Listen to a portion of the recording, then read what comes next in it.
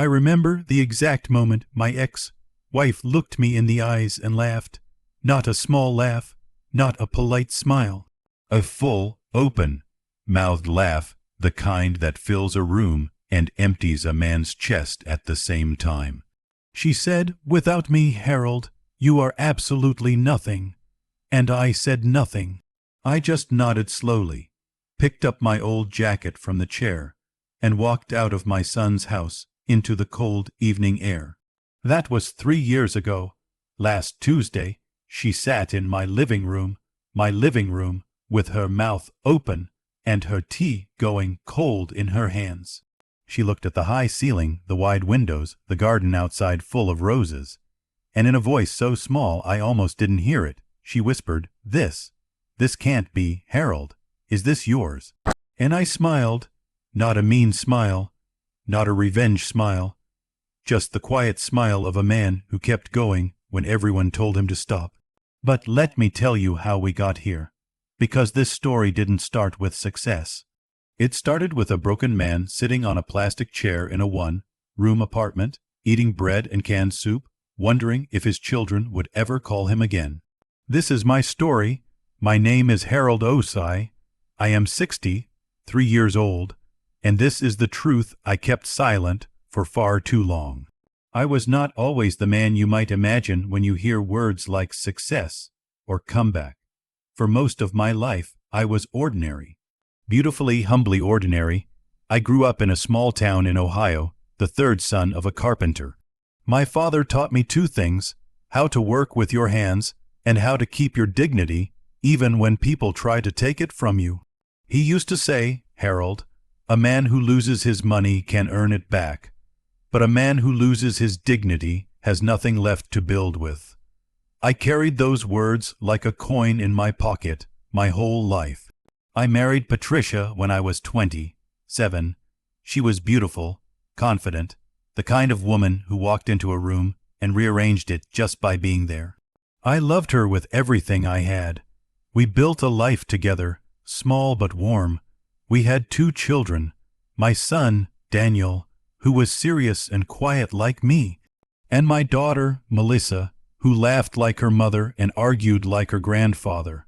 For 22 years, I worked as a mid-level accounts manager at a logistics company. I was not the boss, I was not the star, but I was steady. I came in early, I left late, I never complained. We had a modest house in the suburbs, 2 cars, 1 old, 1 slightly less old. The children went to decent schools. We took 1 vacation a year, always somewhere driving distance. It was not glamorous, but it was ours. Then, when I was 52 years old, the company downsized, and I was let go. I remember sitting in the HR manager's office, a young woman half my age sliding a folder across the desk with a tight smile, saying, "Mr. Osai, we really appreciate your 20 years of service." 20 years reduced to a folder and a handshake. I drove home that afternoon and sat in the car in the driveway for 45 minutes before going inside. I didn't know how to tell Patricia. I didn't know how to tell myself. That was the beginning of the end, or so I thought. When you lose your job at 52, people treat you differently than if you lose it at 32. At 32, people say you'll bounce back. You're young, the world is yours. At 52, people get quiet. They look at you with a kind of careful sympathy, like you are a glass that's already cracked, and they are afraid to pick you up. I tried, God knows I tried. I applied for over 90 jobs in the first year. I rewrote my resume 4 times. I took an online course in project management. I went to networking events where I stood in rooms full of people 30 years younger than me, holding glasses of sparkling water, trying to smile like I belonged. I did not get a single serious offer. Patricia began to change, slowly at first, the way seasons change, so gradual you almost miss it. She stopped asking about my interviews. She started spending more time at her sister's house. She began sentences with "when I was working." as if to remind us both that she still had her job and I did not. She was a school administrator. She earned enough for us to survive, but survival felt like punishment to her. One evening, I heard her on the phone with her sister. I wasn't trying to listen. I was just walking past the bedroom door. She said, "I'm tired, Linda. I didn't sign up to carry a man. I thought I married someone who could provide." I kept walking. I went to the kitchen. I made myself a cup of tea. I sat down and drank it slowly. I did not say a word. That was the pattern. She would say something that cut me to the bone, and I would go quiet. Not because I had no words. I had thousands of words. But my father's voice would come to me. "Keep your dignity, Harold." 6 months later, Patricia told me she wanted a divorce. She said she had been unhappy for a long time. She said the job loss was just the final proof of who you really are, Harold. I asked her what that meant. She said, "It means you are never going to be enough. I just spent 22 years hoping I was wrong." I nodded. I signed the papers. I moved into a one-room apartment across town. Daniel, my son, was 30 at the time. He had his mother's confidence and his mother's sharp tongue. He sided with Patricia completely. He called me once after the divorce and said, "Dad, Mom deserves better. I think you should know that." Melissa, my daughter, was 27. She was softer. She called more often. But even she was caught between her mother and me, and slowly, the calls became less frequent. I understood. I did not chase them. I did not beg. I sat in my one-room apartment, eating bread and canned soup, and I made a decision. I was not finished. What I am about to tell you is not something I shared with anyone for a long time. Not Daniel, not Melissa, not even my old friend George, who called every Sunday to check on me. About 3 months after my divorce, I was sitting at my small kitchen table going through my severance papers, what little was left after splitting assets with Patricia, when I found an old folder I had forgotten about. Inside the folder was a business plan. I had written it 12 years earlier, during a weekend when Patricia had taken the children to her mother's house, and I had 2 free days and a head full of ideas. It was a plan for a small but specialized business, a supply chain consulting firm targeting small and mid-sized businesses that couldn't afford big consulting companies. I had shown it to Patricia once. She had flipped through it, handed it back, and said, "Harold, be realistic. You don't have the money or the connections. Stop dreaming and focus on your actual job." I had put it in the folder, and there it stayed for 12 years. I read it that night at my kitchen table. It was handwritten, slightly yellowed. Some of the ideas were outdated, but the core of it, the problem it identified, the gap in the market it wanted to fill, that was still real. I don't know what happened inside me that night. I can only describe it as something waking up, like a fire that had been covered in ash, and someone blew gently, and underneath, still burning. I had my severance. It wasn't much, but it was something. I spent the next 6 months doing nothing but research. I studied the market. I read every book on small business consulting I could find. I found a retired mentor through a local small business association, a man named Victor, 70 years old, who had built and sold 3 companies. He agreed to meet me for coffee once a week. I told no one, not Daniel, not Melissa, not Patricia. I got my first consulting client 14 months after the divorce, a small trucking company with 12 employees that was hemorrhaging money because of disorganized procurement. I charged them a modest monthly retainer. I sat at their table every Thursday and helped them fix their supply chain, one step at a time. By the end of that first year, they had saved over $40,000 in operational costs. They referred me to another client. That client referred me to 2 more. I kept my apartment. I kept my old car. I kept my quiet life. And I kept working. Now we arrive at the moment I told you about at the beginning. It was 2 years after the divorce. My son Daniel had gotten married, a woman named Christine, who was pleasant enough on the surface, but had a way of looking at me like I was a stranger who had wandered into a photograph and needed to be edited out. The wedding was lovely. I wore my best suit, which was not a particularly impressive suit, but it was clean and pressed. I sat in the third row, on the groom's side. Patricia sat in the second row. She looked well. She had remarried, or was at least seeing someone with money, judging by the watch on his wrist when he walked in beside her. We did not speak at the wedding, but at the reception, after the speeches, she found me sitting alone at a corner table, nursing a glass of water. She sat down across from me. She was wearing a red dress and a smile I recognized, the one she wore when she felt superior. "You doing okay, Harold?" she said.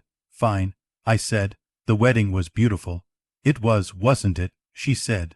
"Christine's family paid for most of it. They're very well off." I nodded. She tilted her head and said, "You know, I never told you this after the divorce, but I think you should hear it. I spent a long time blaming myself, wondering if I gave up too soon. But watching you tonight, just sitting here alone, same old Harold, I know I made the right choice." I looked at her. I said nothing. She leaned forward slightly. "Without me, Harold, you are absolutely nothing. I was the one who kept that family together. I was the one with the vision. I was the energy.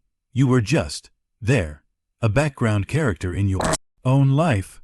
She said it gently, almost kindly, which somehow made it worse.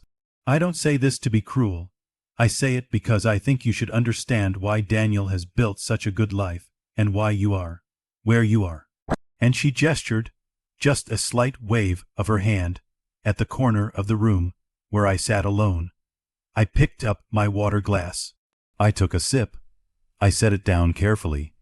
Then I said, very quietly, "Thank you for coming to Daniel's wedding, Patricia. He looked happy today. That made me glad."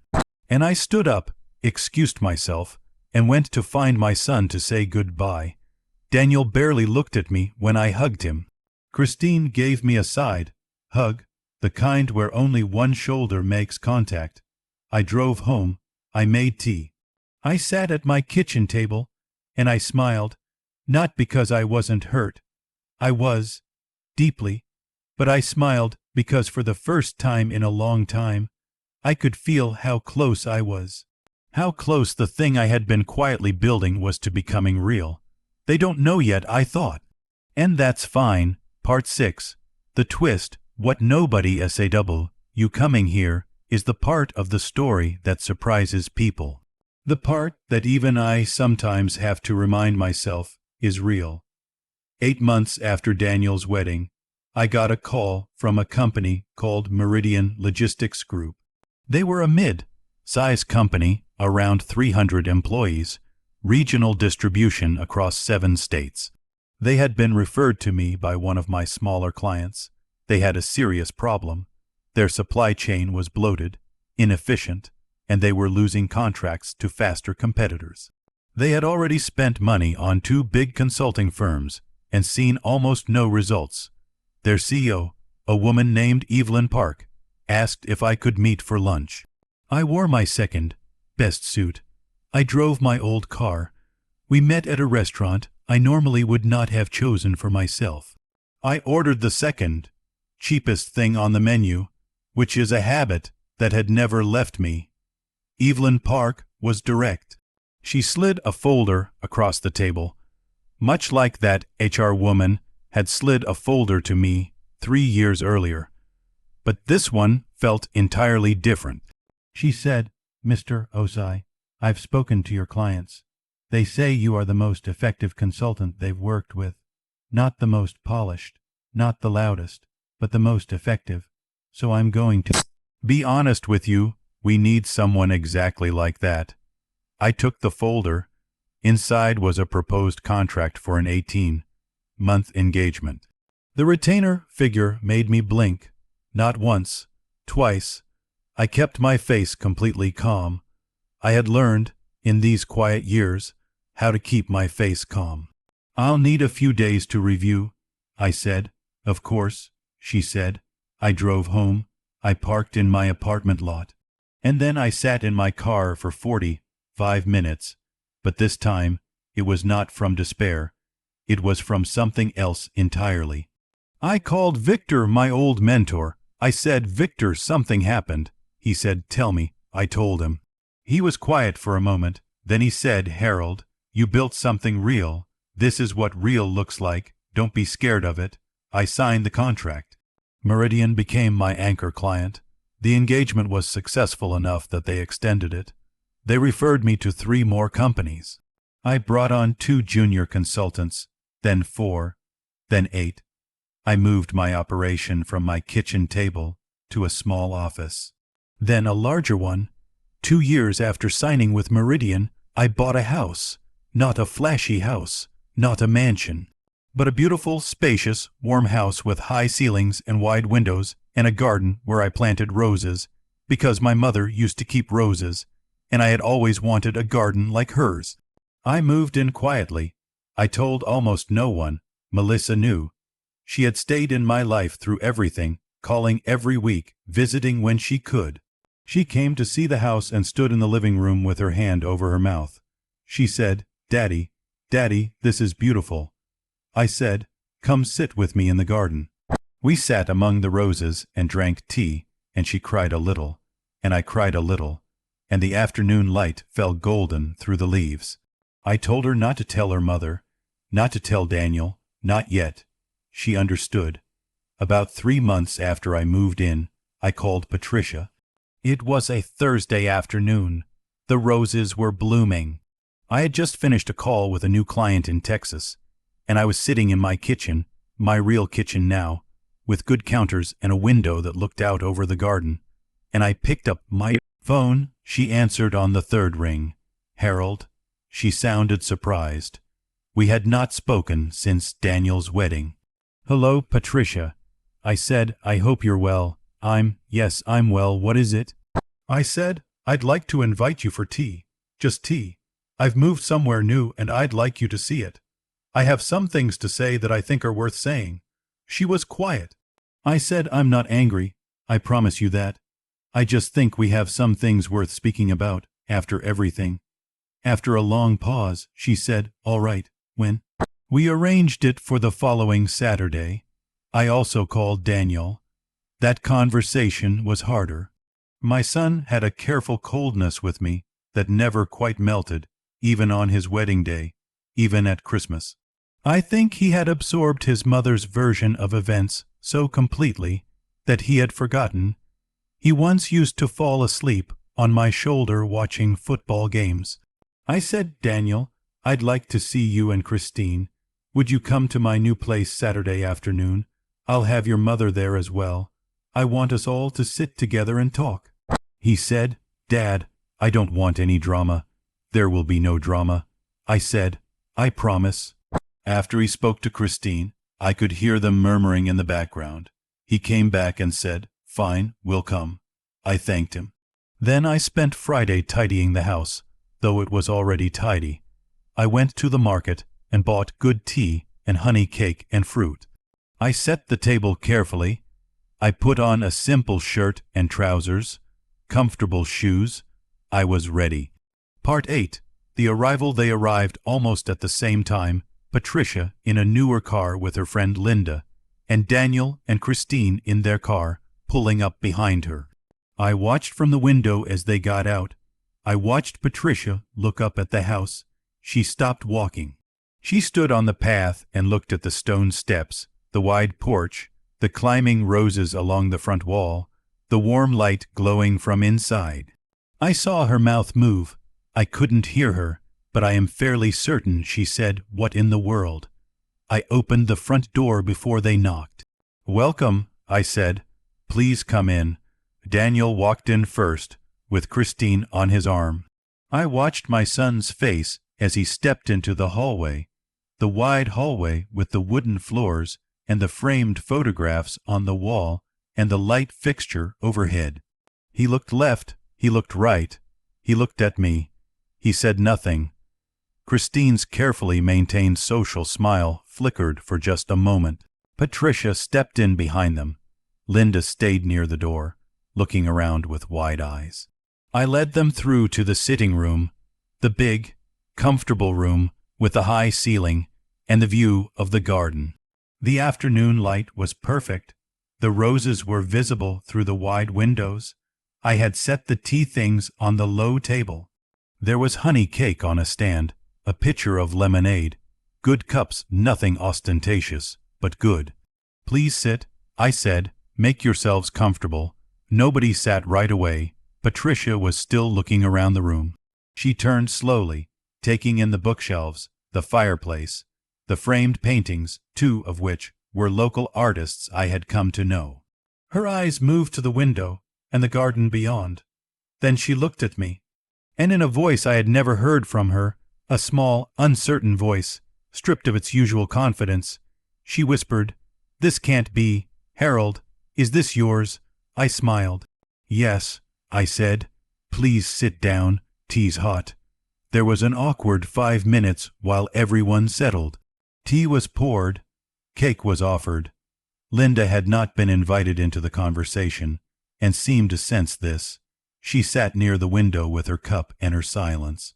Daniel was the first to speak. "Dad," he said carefully, "this is... When did you... Shall I explain?" I said. He nodded. So I told them, not everything at once, slowly in the order it happened, the one-room apartment, the old business plan, the first small client, the slow, quiet years of building something while everyone assumed I was deteriorating, the Meridian contract, the growth, the house. I spoke calmly, without drama, in the same voice I used for everything. I watched their faces as I talked. Christine's expression was the most interesting to watch. The careful politeness dissolved entirely. She leaned forward as I spoke, and by the time I described signing the Meridian contract, she was watching me with genuine attention, the way you watch someone when you suddenly understand you misread them completely. Daniel said, very quietly, "Dad, why didn't you tell us?" I looked at my son for a long moment. I said, "When was the last time you called me before I called you, Daniel?" He opened his mouth, closed it. "I'm not saying this to hurt you," I continued. "I'm saying it so you understand. You had already decided who I was. Both of you had. Your mother told you a story about me, a background character in his own life, I believe was the phrase, and you believed it. If I had come to you with this, at any stage in those years, would you have believed me? Or would you have found a way to make it not real?" Patricia, who had not said a word since sitting down, stared at her tea. I turned to her. "Patricia." She looked up. I said, "I want you to know something. I don't hate you. I never hated you. Even on the worst nights in that apartment, eating bread and soup, I did not hate you. Because hating you would have meant spending energy on the past instead of the future. And I needed every bit of energy I had." Her eyes were bright. "But I want you to hear what I could not say at Daniel's wedding, because I had learned by then that dignity means choosing the right moment. Not every moment, just the right one." She was very still. I said, "You told me I was nothing without you, that you were the vision, the energy, the one who held the family together. And maybe, in some ways, you were right about how things were between us. Maybe I was quieter than I should have been. Maybe I should have stood up for myself more, spoken up more, shown you more of who I actually was." I paused. "But I want you to understand what those words cost me, not because they were true, but because they came from someone I had loved for 22 years.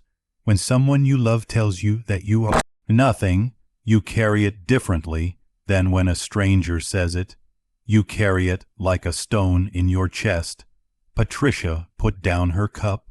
"Harold," she started. "Let me finish." I said gently, "Please." She was quiet.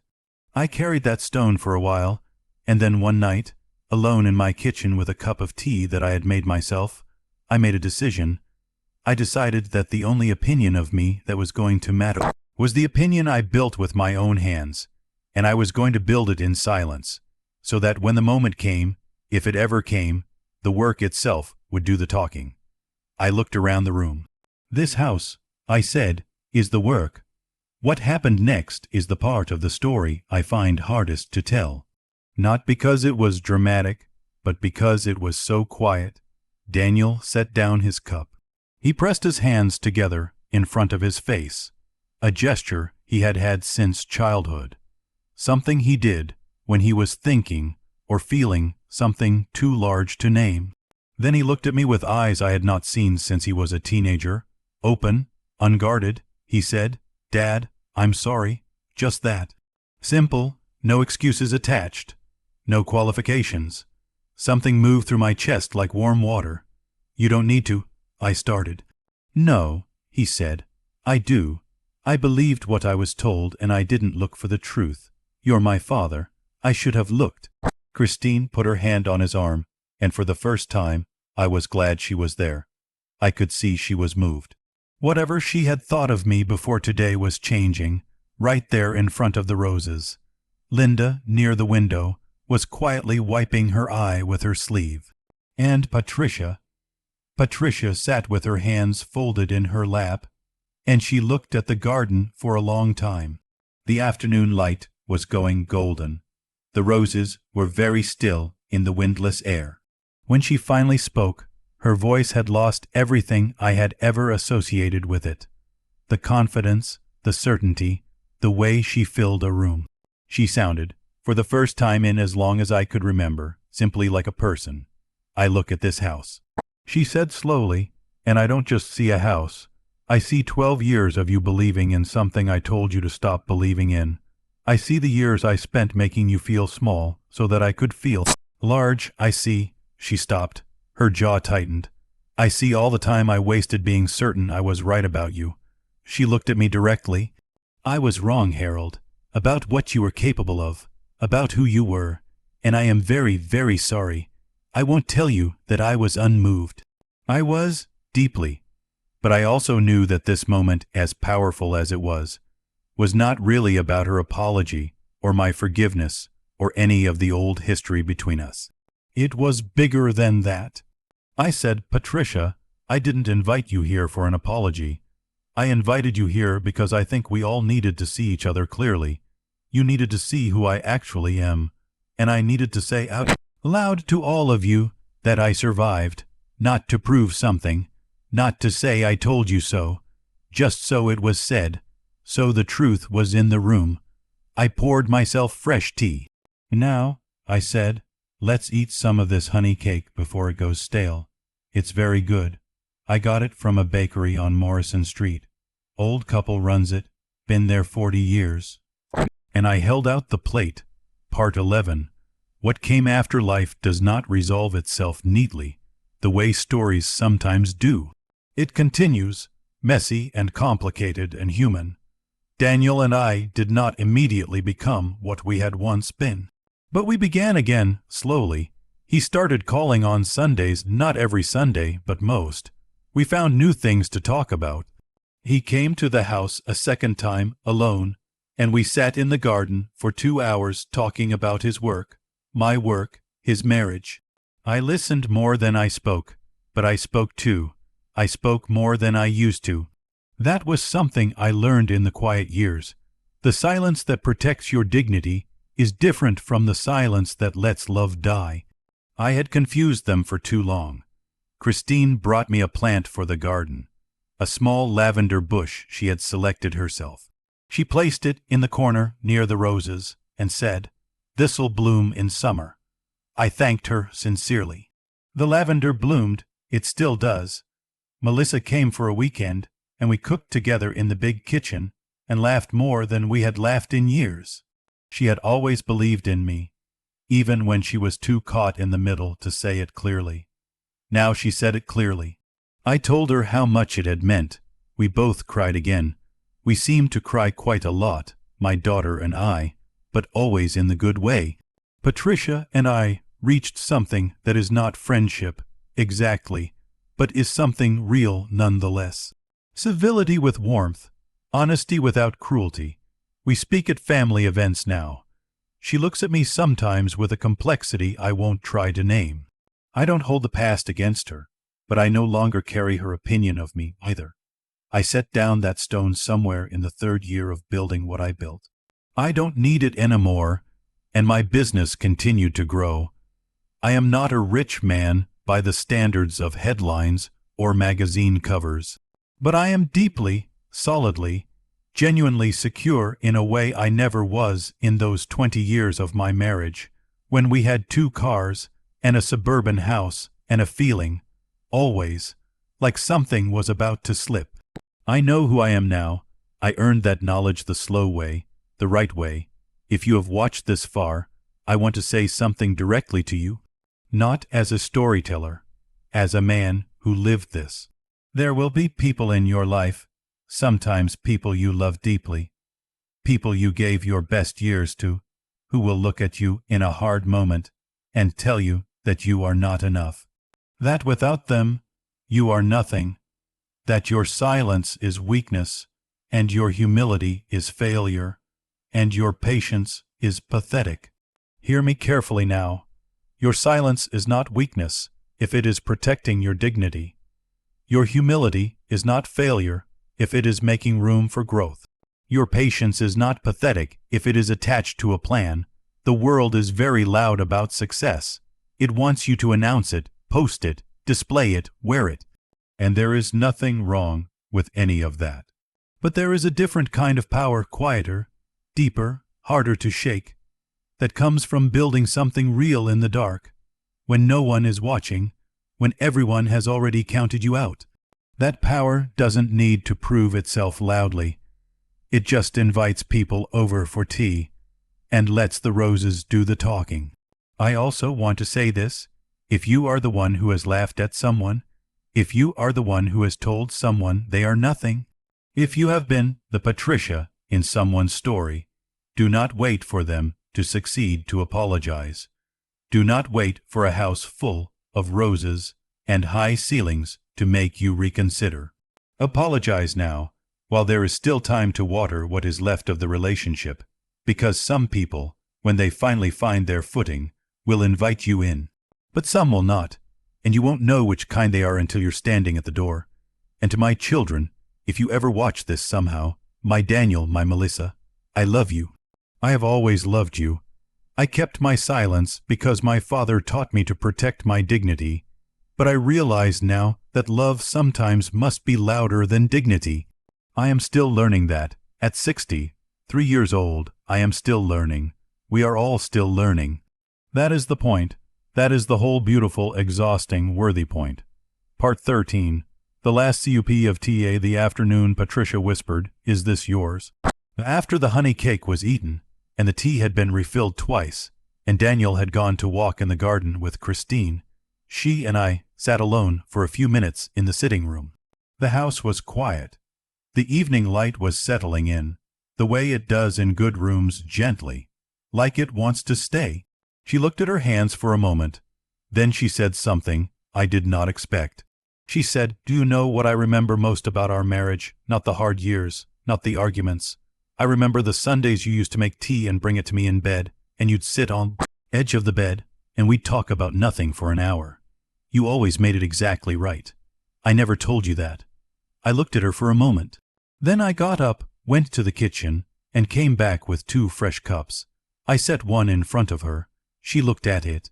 Then she looked at me, and her eyes filled just slightly before she blinked it away.